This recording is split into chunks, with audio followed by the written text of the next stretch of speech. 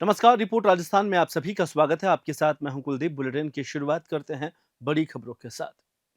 मुख्यमंत्री भजनलाल शर्मा ने आज मुख्यमंत्री आवास पर नियमित जन सुनवाई की, जहां पर मुख्यमंत्री ने जन सुनवाई में लोगों की परिवेदनाएं आत्मीयता से सुनी और संबंधित अधिकारियों को उनके त्वरित और संतोषजनक निस्तारण के निर्देश भी दिए।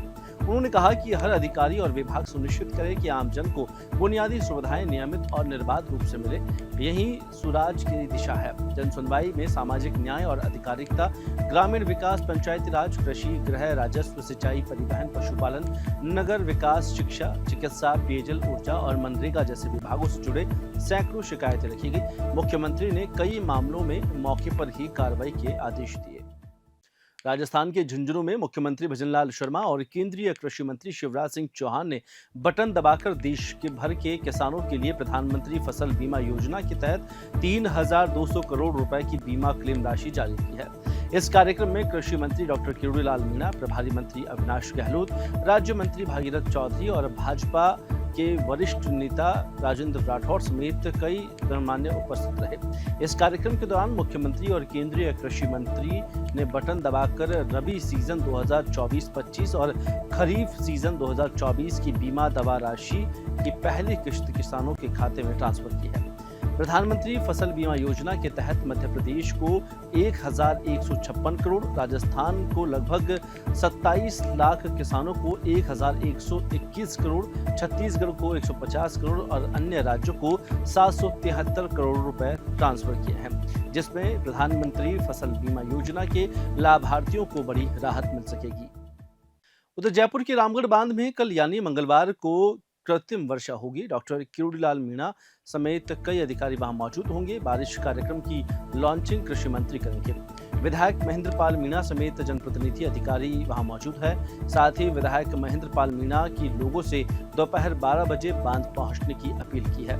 ऐतिहासिक क्षण के गवाह बनने के लिए रामगढ़ बांध पहुंचने की अपील लगातार सरकार से की जा रही है, जहां पर रामगढ़ बांध कैचमेंट एरिया में कल कृत्रिम वर्षा की जाएगी। देश में पहली बार कृत्रिम वर्षा बांध पर अद्भुत और ऐतिहासिक क्षण होगा। इससे पहले प्रोजेक्ट 30 जुलाई से शुरू होने वाला था, लेकिन खराब मौसम के चलते प्रोजेक्ट को टाला गया। उधर अखिल भारतीय कांग्रेस कमेटी के निर्देश पर प्रतापगढ़ जिला कांग्रेस कमेटी द्वारा समता मार्ग स्थित जिला कार्यालय पर एक महत्वपूर्ण बैठक का आयोजन किया गया। बैठक की अध्यक्षता जिला कांग्रेस अध्यक्ष भानु प्रताप सिंह राणावत ने की और इस संबंध में जानकारी देते हुए कांग्रेस जिला प्रवक्ता मोहित भावसार ने बताया कि बैठक का मुख्य उद्देश्य नेता प्रतिपक्ष राहुल गांधी द्वारा देश भर में किए गए वोट चोरी के खुलासे से जुड़ी एक विशेष वीडियो प्रस्तुत की है। कार्यकर्ताओं और पदाधिकारियों के समक्ष वो दिखाई गई। बांसवाड़ा जिले में टामटिया गांव में 100 साल पुरानी अनूठी परंपरा एक बार फिर से जीवित हुई है। बारिश की कामना को लेकर महिलाएं पुरुषों के वेश में तलवारें और लाठियां लेकर सड़कों पर निकली है। इन महिलाओं ने धोती कुर्ता पहनकर सिर पर पगड़ी बांधी और हाथों में तलवार लठ थामकर गांव में प्रतीकात्मक मार्च निकाला।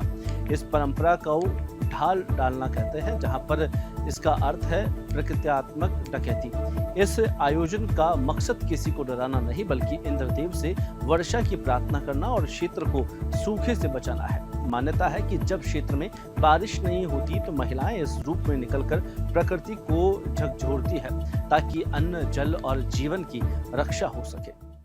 राजस्थान के राज्यपाल हरिभाऊ बागड़े कल 12 अगस्त को बांसवाड़ा के दौरे पर रहेंगे। वे गोविंद गुरु जनजातीय विश्वविद्यालय के 6ठे दीक्षांत समारोह में मुख्य अतिथि के रूप में शिरकत करेंगे। राज्यपाल का हेलीकॉप्टर सबसे पहले त्रिपुरा सुंदरी हेलीपैड पर उतरेगा, जहां वे पूजा अर्चना करेंगे। इसके बाद वे कॉलेज ग्राउंड स्थित हेलीपैड पहुंचेंगे और वहां से सड़क मार्ग से गोविंद गुरु जनजातीय विश्वविद्यालय जाएंगे। समारोह में एटीएस एसओजी के एडीजी वीके सिंह विशिष्ट अतिथि के रूप में मौजूद रहेंगे। इस दौरान 22 पीएचडी उपाधि धारकों और 34 स्वर्ण पदक विजेताओं को सम्मानित किया जाएगा। राजस्थान राज्य भारत स्काउट और गाइड जिला मुख्यालय पाली के तत्वाधान में एक स्काउट एक वृक्ष अभियान का आज औपचारिक आगाज किया गया। यह कार्यक्रम मुख्यमंत्री पौधारोपण अभियान के अंतर्गत जिला प्रशिक्षण केंद्र बजरंगबाड़ी पाली में आयोजित हुआ। अभियान की शुरुआत पाली जिला कलेक्टर एलन मंत्री और भारत स्काउट गाइड पाली के अध्यक्ष महेंद्र बोरा ने पौधारोपण कर की। इस अवसर पर जिला कलेक्टर ने स्काउट गाइड सदस्यों को प्रकृति की देखभाल को मां के सम्मान से जोड़ते हुए पर्यावरण संरक्षण का संदेश दिया।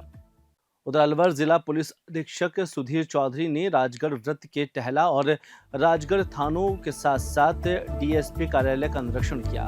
इस अवसर पर उन्होंने सभी पुलिसकर्मियों से परिचय प्राप्त किया और कार्यप्रणाली की समीक्षा की। निरीक्षण के दौरान पुलिस अधीक्षक को राजगढ़ और टहला थानों में गार्ड ऑफ ऑनर दिया गया और इसके बाद थानों में कंप्यूटर कक्ष, स्वागत कक्ष और सभी सुविधाओं का जायजा लिया।